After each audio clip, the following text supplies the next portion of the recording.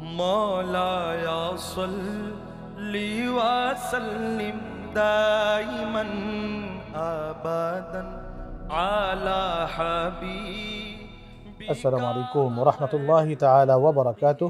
إن الحمد لله والصلاة والسلام على رسوله الأمين وعلى آله وصحبه أجمعين أما بعد. দূরের এবং কাছের দেশের এবং প্রবাসের যেখান থেকে আপনাদের প্রিয় সাপ্তাহিক অনুষ্ঠান SZHM ট্রাস্ট নিবেদিত আলোকধারা দেখছেন, সকলকে জানাচ্ছি আন্তরিক শুভেচ্ছা এবং মোবারকবাদ। আশা করছি সবাই ভালো আছেন এবং সুস্থ আছেন। দর্শক, আজকে আমরা কথা বলতে যাচ্ছি যে বিষয়টি নিয়ে অত্যন্ত গুরুত্বপূর্ণ, যুগোপযোগী একটি বিষয়, আর তা হচ্ছে যুগ পরিবর্তনে যে বাস্তবতা এবং ধর্মীয় ব্যবস্থাপনা, এই বিষয়টির উপরে তথা আমাদের যুগের চাহিদা অনুযায়ী অনেক কিছুই রাসূল পাক সাল্লাল্লাহু আলাইহি ওয়াসাল্লামের যুগ থেকে পরিবর্তিত হয়ে আধুনিকায়ন হয়েছে, আংশিক পরিবর্তিত হয়েছে, আমূল পরিবর্তিত হয়েছে। এরকম অনেক বিষয় রয়েছে যেগুলো আমাদের মুসলমানদের জানা অতীব জরুরি, এবং এই বিষয়ে কোরআন হাদিস থেকে ফিকহি মাসালাগত যে প্রশ্নগুলো আপনাদের মনের কোণে জমে রয়েছে, সেগুলোর প্রশ্নের উত্তর দেওয়ার জন্য আজকে আমাদের স্টুডিওতে আমন্ত্রিত অতিথি হিসেবে রয়েছেন আহসানিয়া ইনস্টিটিউট ঢাকার সম্মানিত সহকারী অধ্যাপক শাইখ মোহাম্মদ উসমান গনি। আসসালামু আলাইকুম রহমতুল্লাহি ওবারাকাতুহু। ওয়ালাইকুম আসসালাম রহমতুল্লাহি তাআলা ওয়া বারাকাতুহু। মোহতারাম, আজকে এই বিষয়ের উপর আপনার কাছে প্রথমেই যে বিষয়টা জানতে চাইব যে এই সমাজে পরিবর্তনের যে একটা ধারা রয়েছে, এটি কি আসলে হুট করে পরিবর্তিত হয়ে যায়, নাকি কোনো একটা ক্রমবর্ধমান রূপে এই ধারাটার পরিবর্তন চলে আসে? এই বিষয়টি জানাবেন। ধন্যবাদ সুপ্রিয় উপস্থাপক, সম্মানিত দর্শক শ্রোতা। মহান আল্লাহ রব্বুল আলামিন এই মানব জাতিকে পৃথিবীতে পাঠাবেন বলে এই প্রকৃতি সৃষ্টি করে আগেই এটাকে বাসযোগ্য করে রেখেছিলেন। আমাদের যেই পরিবেশ, এটি দুটি পর্যায়ে রয়েছে। একটি হলো প্রাকৃতিক পরিবেশ, আরেকটি হলো সামাজিক পরিবেশ। আমাদের প্রাকৃতিক পরিবেশেরও ক্রমান্বয়ে পরিবর্তন ঘটছে এবং সামাজিক পরিবেশও কিন্তু পরিবর্তিত হচ্ছে। মহান আল্লাহ রব্বুল আলামিন কিয়ামত পর্যন্ত সকল মানুষের দুনিয়ার শান্তি এবং পরকালে মুক্তির জন্য যে বিধান দিয়েছেন, সেই বিধানের নাম হলো ইসলাম। ইসলাম সবসময় আধুনিক, মানে সকল সময়ের জন্য এটি প্রযোজ্য, এবং মানুষ যে অবস্থায় থাকে সেই অবস্থায় ইসলাম তাকে সেই বিধান মানার জন্য সহজ করে দিয়েছে। যেমন আমরা ধরি, ইসলামী বিধানের মধ্যে রয়েছে সালাত বা নামাজ পড়া। নামাজের অন্যতম ফরজ হলো দাঁড়িয়ে সালাত আদায় করা। তো আমরা দেখি, যদি কেউ অসুস্থ থাকেন, দাঁড়াতে না পারেন, তাহলে কি করবেন? তাহলে তিনি বসে বসে সালাত আদায় করতে পারবেন। যদি তিনি বসতে সক্ষম না হন, তাহলে যেভাবে তিনি পারেন সেভাবে সালাত আদায় করবেন।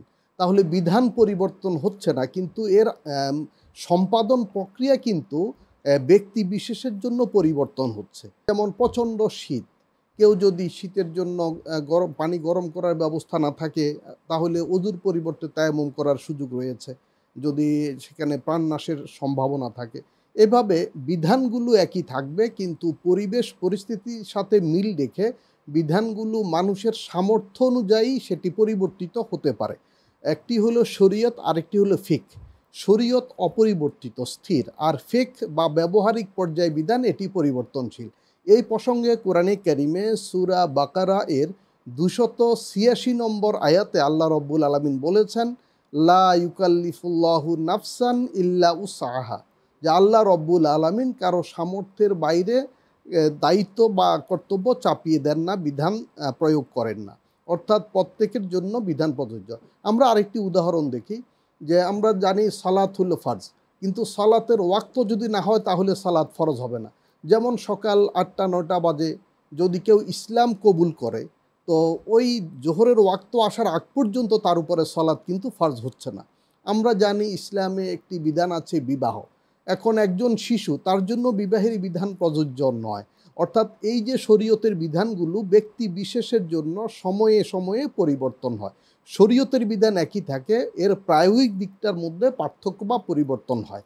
আরেকটা বিষয় আমি আপনার কাছে মাঝখানে জানতে চাইবো, যে আপনি যে বিষয়টা বললেন সেটা হচ্ছে আসলে যুগে যুগে যে ধর্মীয় বিষয়গুলোর পরিবর্তনের সাথে সাথে এর হুকুমের যে পরিবর্তিত রূপটা চলে এসছে, সেটির বিষয়ে আপনি আমাদেরকে বললেন।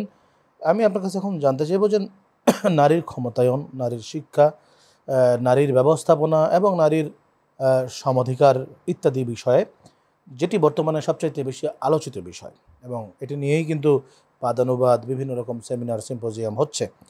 ইসলামে বেশ কিছু একটা সময় ছিল, একটা সময় যেটাকে পাশ্চাত্যের ভাষায় মধ্যযুগ বলা হয়ে থাকে, নারীর মধ্যযুগ বা নারীর বন্দি যুগ বলা হয়ে থাকে। ইসলাম কিন্তু কখনো নারীকে বন্দি করে নাই। ইসলাম নারীকে সর্বোচ্চ স্বাধীনতা দিয়েছে, কিন্তু তার সেফটিকে নিশ্চিত করে। এখন আমাদের সমাজে নারী শিক্ষা এর যে মান, সেটির উন্নয়ন, নারীর যে ক্ষমতা, নারীর ক্ষমতায়ন এবং নারীর যে মুক্তি, সেই মুক্তির ব্যাপারে যারা বলছেন যে নারীকে বঞ্চিত করা হচ্ছে, এ ব্যাপারে ইসলামী দৃষ্টিকোণ থেকে আপনি কি বলবেন? ধন্যবাদ। আসলে নারীর ক্ষমতায়ন এই শব্দটা বিভিন্ন অর্থে ব্যবহার হয়। আমরা সেই কুতর্কে না গিয়ে সহজ করে বলতে গেলে আপনি যেটা বলেছেন, ইসলাম নারীকে সর্বোচ্চ স্বাধীনতা, সম্মান এবং অধিকার দিয়েছে। আমরা দেখি উহুদের যুদ্ধে হজরত নুসাইবা রাদিয়াল্লাহু তাআলা আনহা তিনি ঘোড়ায় চড়ে যুদ্ধ করেছেন, এবং হজরত খাওলা রাদিয়াল্লাহু তাআলা আনহা বিভিন্ন যুদ্ধে পুরুষদের পাশাপাশি ঘোড়ায় চড়ে তীর ধনুক দিয়ে যুদ্ধ করেছেন, তরবারি দিয়ে যুদ্ধ করেছেন, এবং বিভিন্ন যুদ্ধে আমরা দেখি নারীগণ যুদ্ধে অংশগ্রহণ করেছেন। পাশাপাশি নারীগণ সেবিকা পরিচারিকার কাজ করেছেন, যেমন নার্সিংয়ের কাজ করেছেন, স্বাস্থ্যসেবা দিয়েছেন। তাহলে না, এবং শিক্ষা দিকে নারীরা কিন্তু অগ্রগামী ছিলেন। হজরত আয়েশা রাদিয়াল্লাহু তাআলা আনহা তিনি কবিতা রচনা করতেন। তাহলে একজন নারী কত শিক্ষিতা হলে তিনি কবিতা রচনা করেন, তিনি লিখতে পড়তে জানেন। এভাবে নারীদের শিক্ষার জন্য ইসলাম উদ্বুদ্ধ করেছে, উৎসাহিত করেছে। সারা বিশ্বে, মুসলিম বিশ্বে সবখানেই নারী শিক্ষা এখন বরং আমাদের বর্তমান শিক্ষার্থী অনুপাত ছেলেদের চেয়ে মেয়েদের সংখ্যা হলো বেশি। সুতরাং নারী শিক্ষা এটা ইসলাম কখনো নিরুৎসাহিত করে নাই।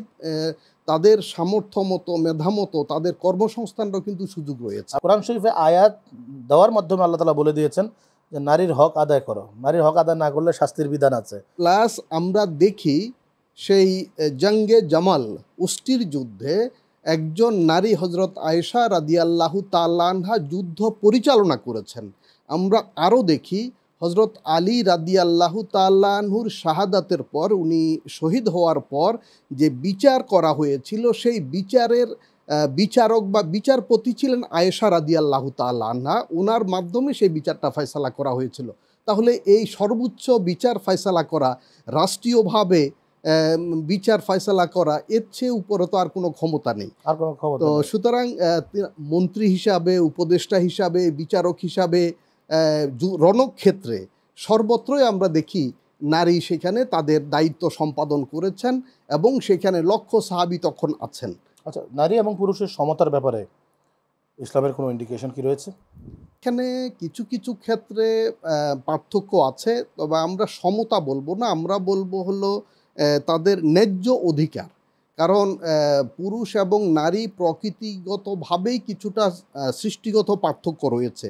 সেই পার্থক্যকে কনসিডার করে বাকি সকল ক্ষেত্রে শিক্ষা, সামাজিক বিষয়াবলী এবং অন্যান্য দায়িত্ব পালন তাদের সামর্থ্য মতো সবাই করতে পারে। কিন্তু যে সকল ক্ষেত্রে ইসলাম পার্থক্য রেখেছে তার যৌক্তিক কারণও রয়েছে। আমরা দেখি অনেকে মনে করে আসলে মানে সকল ক্ষেত্রে সমান, এবং এটা মানুষ সৃষ্ট যে পার্থক্যটা, এটি সামাজিকভাবে সৃষ্ট বা পুরুষতান্ত্রিক সমাজের প্রভাব। আসলে তা কিন্তু নয়। আমরা দেখি মোরগের মাথায় জুটি থাকে, ক্রাউন থাকে, মুরগির মাথায় থাকে না। পুরুষ গরুর মাথায় বড় শিং থাকে, গাই গরুর মাথায় এরকম বড় শিং থাকে না।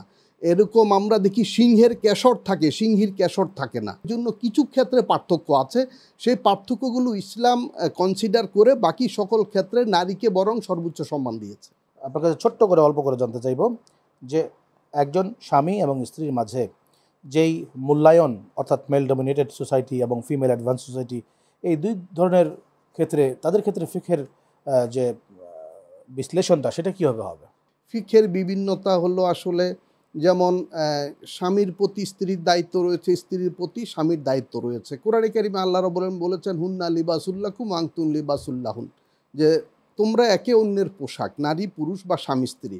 সুতরাং এখানে যার যার দায়িত্ব কর্তব্য সে তার অঙ্গন থেকে করবে, অর্থাৎ সম্পূরক পর্যায় থেকে একজন আরেকজনের একজন সম্পূরক একজনকে হিসেবে কাজ ডমিনেট করবে। করবে না, একজন Dominate একজনকে সহযোগিতা করবে। বরং আমরা দেখি আমাদের যারা শিক্ষিত, যাদের ধর্মীয় জ্ঞান আছে, যাদের সামাজিক জ্ঞান আছে, সেই সব পুরুষ কখনো ডমিনেট করে না, তারা কখনো নিয়ন্ত্রণ করে না।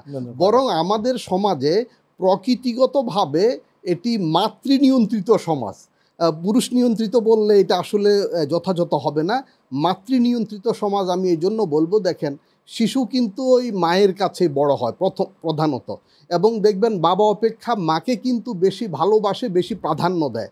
এবং যেটি হাদিস শরীফে রয়েছে, রসুল করিম সাল্লাল্লাহু আলাইহি ওয়াসাল্লাম বলেছেন, ওনাকে প্রশ্ন করা হয়েছিল যে আমি কাকে বেশি হক আদায় করব, দায়িত্ব পালন করব, বলছে তোমার মা, তোমার মা, তোমার মা, চতুর্থবারে বলেছে বাবা। তাহলে এখানে পুরুষ নিয়ন্ত্রিত সমাজ নয় আমাদের, বরং এই নারী নিয়ন্ত্রিত বা মাতৃতান্ত্রিক সমাজ আমি বলবো। ধন্যবাদ মোহতারাম, আজকে এই বিষয়ের উপর আপনি অত্যন্ত গুরুত্বপূর্ণ কিছু আলোচনা করলেন। প্রিয় দর্শক, আমরা এবার আমাদের বিশেষ সেগমেন্ট জানা অজানায় চলে যাচ্ছি। মাওলায়া সাল্লি ওয়া সাল্লিম দাইমান। আমরা আজকের জানা অজানায় আপনার কাছ থেকে জানতে চাইব তাসাউফের 3টি বিষয় সম্পর্কে। তা হচ্ছে ধারণা, উৎস এবং বিকাশ। এই 3টি বিষয়ে আপনি প্রথমেই আমাদেরকে জানাবেন যে তাসাউফ জিনিসটা কি এবং এর মূল ধারণা কোত্থেকে উদ্ভূত হয়েছে। মাওলায়া সাল্লি ওয়া সাল্লিম দাইমান। ধন্যবাদ। ইসলামী বিধান যেভাবে আমরা পালন করি এর বাহ্যিক একটা রূপ আছে। যেমন আমরা যখন সালাত আদায় করি তখন আমরা দাঁড়িয়ে থাকি, আমরা রুকু করি, সিজদা করি, বসি ইত্যাদি। এই যে বাহ্যিক কর্মকাণ্ড, এটি হলো দৃশ্যমান।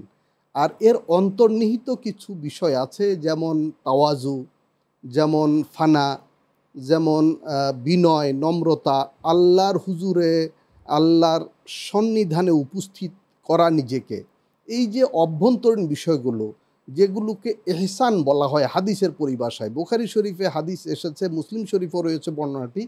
নবী করিম সাল্লাল্লাহু আলাইহি ওয়াসাল্লামকে প্রশ্ন করা হয়েছে, হযরত জিবরাইল আলাইহিস সালাম বলেছেন মাল এহসান, বলেছেন এহসান কি?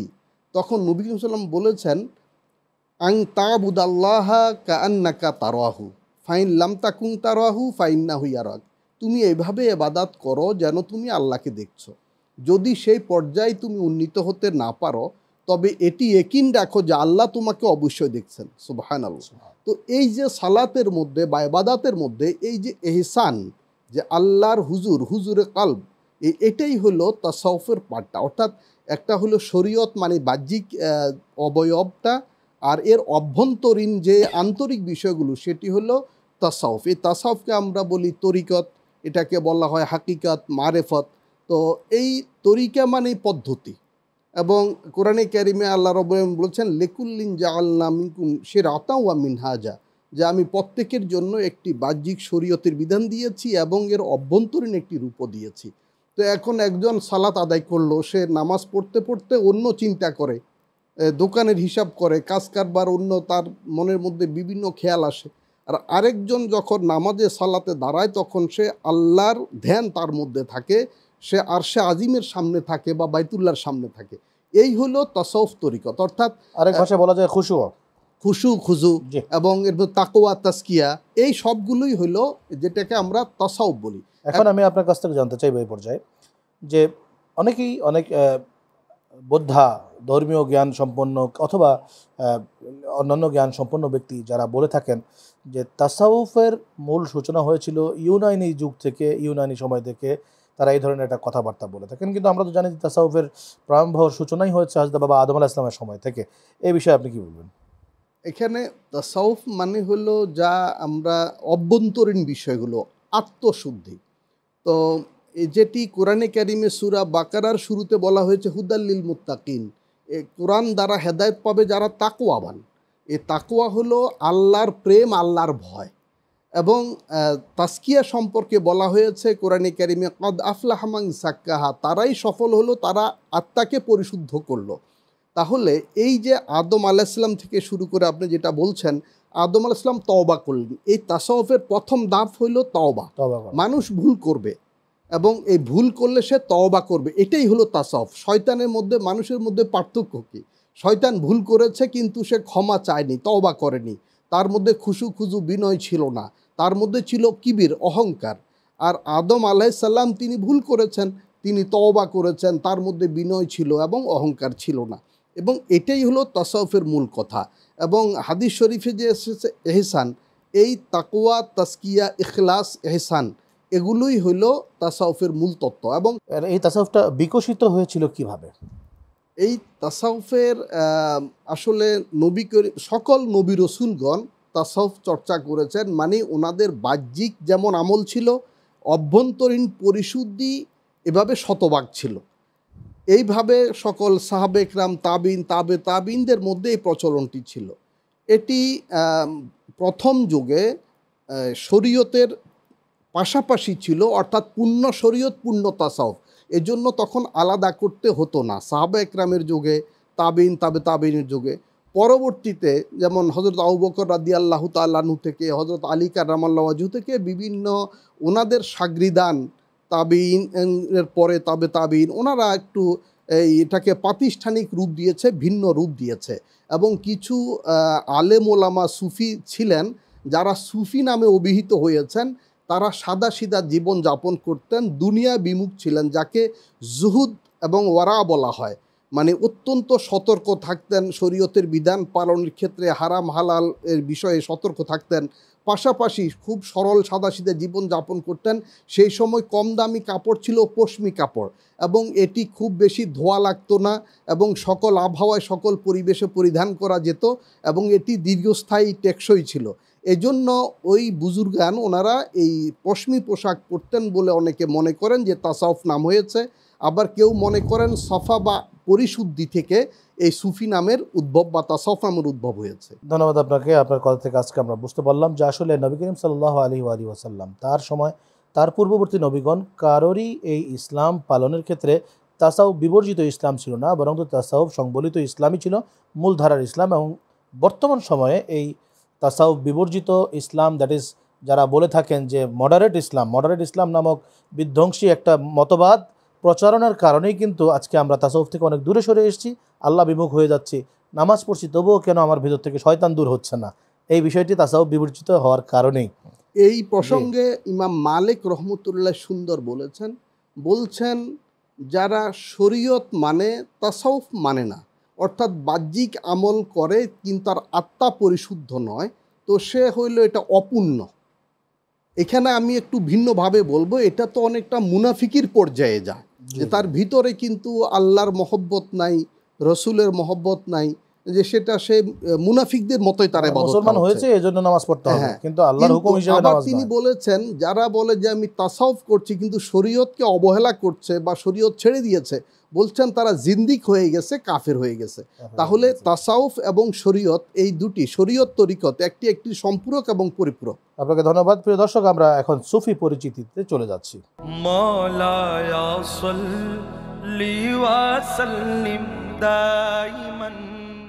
আজকে আমরা আপনার কাছ থেকে জানতে চাইব যে আল্লাহ রাব্বুল আলামিনের একজন খাস বান্দা, খাস ওয়ালি হযরতে ইমাম জাইনুল আবেদিন রহমতুল্লাহ আলাইহি, যিনি আহলে বাইতের সিলসিলা রক্তের ধারার একজন প্রথম ইমাম, হযরতে মাওলা আলী কাররামাহুল্লাহ ওয়াজহুল করিম এবং হযরতে ইমাম হুসাইন আলাইহিস সালাম, তার পরবর্তীতেই যাকে আমরা প্রধান এই ইমাম হিসেবে জানি, এই সুফিবাদের বা সুফি যে যার থেকে এসছে, হযরত ইমাম জাইনুল আবেদিন সাজ্জাদ যার নাম ছিল, তার জীবনের ব্যাপারে আপনার কাছ থেকে কিছু জানতে চাইব। ধন্যবাদ। সুফি তরিকা বা সুফিগণদের মধ্যে যারা শ্রেষ্ঠ ছিলেন তাদের অন্যতম একজন হলেন ইমাম জাইনুল আবেদিন রহমতুল্লাহ আলাই। তো জাইনুল আবেদিন এটি হলো তার উপাধি, উনার নাম আপনি বলেছেন সাজ্জাদ। তো উনি যত আবেদ আছেন, আবাদতকারী আছেন, তাদের সবার অলংকার, সবার মুকুট, সবার মাথার তাজ, এজন্য ওনাকে জাইনুল আবেদিন বলা হয়। তো তিনি আমরা জানি যখন কারবালায় তিনি উপস্থিত ছিলেন এবং তিনি অসুস্থ ছিলেন, আল্লাহ রব্বুল আলামিন ওনাকে বাঁচিয়ে রেখেছেন। সম্ভবত এই তাসাউফ তরিকতের সিলসিলা বজায় রাখার জন্য আল্লাহ ওনাকে রেখেছেন। আমরা জানি আলী কারামাল্লাহ ওয়াজহুর পরে হজরত হাসান রাদিয়াল্লাহু তাআলা আনহু, হজরত হোসেন রাদিয়াল্লাহু তাআলা আনহু, এবং তারপরেই হলেন জয়নুল আবেদিন রহমতুল্লাহি আলাই, এবং তিনি হলেন হজরত হাসান রাদিয়াল্লাহু তাআলা আনহুর সাহেবজাদা, হজরত হোসেন রাদিয়াল্লাহু তাআলা আনহুর সন্তান তিনি। তো তিনি, ওনার মাধ্যমে কি হয়েছে, উনি যে তাসাউফের এই যে নূরের ধারা, নবুয়তি নূরের ধারা, তাসাউফের নূরের ধারা, নবী করিম সাল্লাল্লাহু আলাইহি ওয়াসাল্লাম থেকে আলী কারামাল্লাহু ওয়াজহু, হাসান হোসেন রাদিয়াল্লাহু তাআলা আনহুমা হয়ে ওনার মাধ্যমে এটার বিকাশ হয়েছে। এবং ওনাকে যখন ইয়াজিদের দরবারে উপস্থিত করা হয়, তিনি যে ভাষণ দিয়েছিলেন, ওনাকে বলা হয়েছিল ইয়াজিদের আনুগত্যের কথা, যেটি হজরত হুসাইন রাদিয়াল্লাহু তাআলা আনহুকে বলা হয়েছে, তিনি অস্বীকার করেছেন, যার ফলে কারবালার এই মর্মান্তিক ঘটনা ঘটেছে। তো তখন তিনি যে ভাষণ দিয়েছেন সেটি ইতিহাস বিখ্যাত। সেইখানে সেই ভাষণের পরে কেউ কথা বলার কোনো শক্তি সাহস ছিল না, এবং এই ভাষণে মানে ভীত সন্ত্রস্ত হয়ে তখন ইয়াজিদ ওনাকে আবার মদিনাতে পাঠিয়ে দেয়। এটি আল্লাহরই কুদরতের কারিশমা। তো ওনার মাধ্যমেই কিন্তু এই সারা পৃথিবীতে এই যে শত শত তরিকা আছে, সবগুলোই কিন্তু এই ধারাতেই মিলিত হয়। ইমাম জয়নুল আবেদিন রহমতুল্লাহি আলাই, ওনার যে বৈশিষ্ট্য সেটি হলো তিনি অত্যন্ত বিনয়ী ছিলেন এবং তিনি খুব কম কথা বলতেন। আর যখন কথা বলতেন তখন ওনার কথায় অন্য কেউ কোনো উত্তর দিতে পারে বা কোনো রকমের উচ্চবাচ্য করতে পারে এমন কোনো শক্তি সাহস কারো হতো না। আর উনি ওনার মাধ্যমেই সকল সিলসিলা আমি বলবো কেন্দ্রীভূত হয় ওনার কাছে গিয়ে, এবং সকল তরিকা, শুধু আমরা বলবো হানাফি, শাফি, মালিকি, হাম্বলি সহ এই আহলুস সুন্নাহ ওয়াল জামাত, শিয়া, সুন্নি সকল তরিকার লোক কিন্তু ওনাকে সমানভাবে সম্মান করে। দেশ এবং যত রকমের আমাদের মাসলাকের পার্থক্য আছে, এই সকল পার্থক্যের ঊর্ধ্বে হলেন তিনি, এবং তাসাউফ তরিকতের জায়গায় তিনি হলেন অনন্য এবং অসাধারণ। এবং আমরা যতটুকু জানি যে তিনি হযরত ইমাম জয়নুল আবেদিন রহমতুল্লাহ আলাই তার সময় থেকে এই তাসাউফের যে ক্রমবর্ধমান পরিস্থিতিটা আমাদের সামনে চলে এসছে, তিনি এটাকে ভাগ ভাগ করে দিয়েছিলেন, একদম সুন্দর করে সাজিয়ে কিন্তু মানুষের সামনে তিনি উপস্থাপন করেন। তার আগে হযরতে আলী কারামাহুল্লাহ ওয়াজহুল কারীমের ভেতরে যে জিনিসগুলো ছিল তাদের ওরকম ভাগ করা প্রয়োজন পড়ে নাই। এখানে একটা বিষয় গুরুত্বপূর্ণ, যে প্রভাবকটি কাজ করেছিল আমাদের এর আগে যারা ছিলেন, আবু বকর রাদিয়াল্লাহু তাআলা আনহু, আলী কারামাল্লাহু ওয়াজহু, হযরত হাসান রাদিয়াল্লাহু তাআলা আনহু, হুসাইন রাদিয়াল্লাহু তাআলা আনহু, ওনারা সবাই কিন্তু এই রাষ্ট্রীয় কাজের সাথে সংযুক্ত ছিলেন, রাজনৈতিক কর্মকাণ্ডের সাথে যুক্ত ছিলেন। সুতরাং এই তাসাউফটা চলেছে পাশে পাশে, আর ওনারা অন্যান্য কাজে দায়িত্ব পালন করেছেন।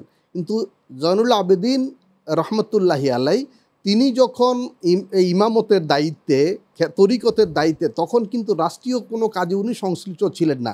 এই কারণেই তাসাউফটা ওনার হাত ধরেই প্রাতিষ্ঠানিক রূপ লাভ করেছে। আপনাকে অসংখ্য ধন্যবাদ। আজকের এই অনুষ্ঠানের অত্যন্ত কিছু গুরুত্বপূর্ণ প্রশ্নের উত্তর আপনি দিয়েছেন এবং আমাদের অনেক জটিল জটিল সমাধান আপনি দিয়েছেন আজকের এই অনুষ্ঠানের মাধ্যমে। প্রিয় দর্শক, আমরা এতক্ষণ যাবৎ শেখ মোহাম্মদ উসমান গনি মোহতারামের কাছ থেকে অত্যন্ত গুরুত্বপূর্ণ সমসাময়িক যে আলোচনাগুলো শুনলাম, তার ভেতর থেকে জিস্ট হচ্ছে এই যে ইসলাম কখনো নারীকে ভিন্নভাবে কোনো একটি প্রজাতি কিংবা কোনো একটি দল হিসাবে কিন্তু ইসলাম উপস্থাপন করেনি, বরঞ্চ ইসলাম একজন পুরুষের পাশাপাশি একজন নারীকে সম্পূরক হিসাবে, হুন্না লিবাসুল্লাকুম ওয়া আনতুম লিবাসুল্লাহ হুন্না, যে তোমরা তাদের পোশাক, তারা তোমাদের পোশাক। একজন আরেকজনের সাথে অঙ্গাঙ্গিভাবে, একটি নখ একটি চামড়ার সাথে যেভাবে থাকে, একজন নারীর সাথে একজন পুরুষের সম্পর্কটাও সেভাবে।